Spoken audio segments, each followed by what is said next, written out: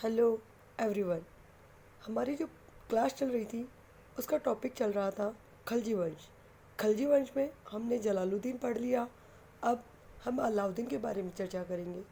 अलाउद्दीन खिलजी एक सल्तनत कालीन महत्वपूर्ण शासक है। भारतीय इतिहास में उसका एक महत्वपूर्ण स्थान है। अलाउद्दीन खिलजी जलालुद्दीन के पश्चात शासक बना।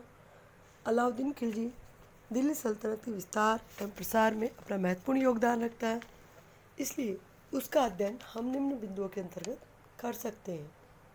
सर्वप्रथम हम उसके आरंभिक जीवन का बारे में चर्चा करेंगे। आरंभिक जीवन, वह कौन था, किसका पुत्र था।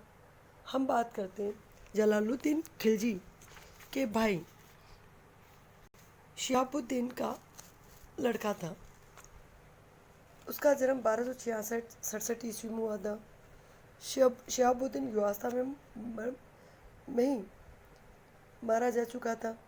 उसके पश्चात उसका लालन पालन उसके चाचा जलालुद्दीन ने किया और जलालुद्दीन ने बाद में अपनी पुत्री का विवाह भी उसके साथ कर दिया। अलाउद्दीन जलालुद्दीन को ख़त्म करके शासक बना था। अलाउद्दीन जब शासक बना तो उसके सामने कई कठिनाइयाँ थी, जैसे जलालुद्दीन की पत्नी मलिक जहान का जिंदा होना,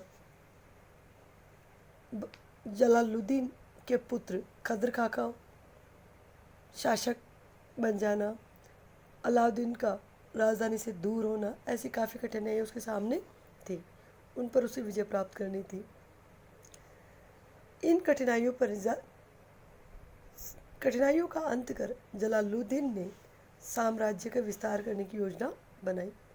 इस विजय अभियान में उसने दो तरह से भारत पर अभियान किए, एक तो उत्तर भारत में, एक दक्षिण भारत में।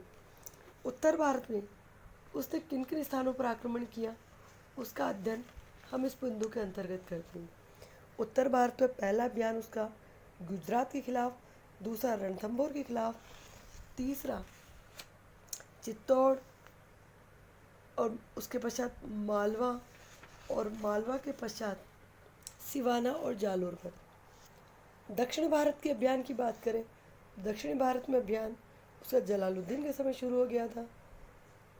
उसके पश्चात उन्हें देवगिरी पर आक्रमण किया था और देवगिरी के पश्चात वारंगल पर अभियान किया, तेलंगाना पर अभियान किया, मावर पर अभियान किया और मदुरा पर अभियान किया।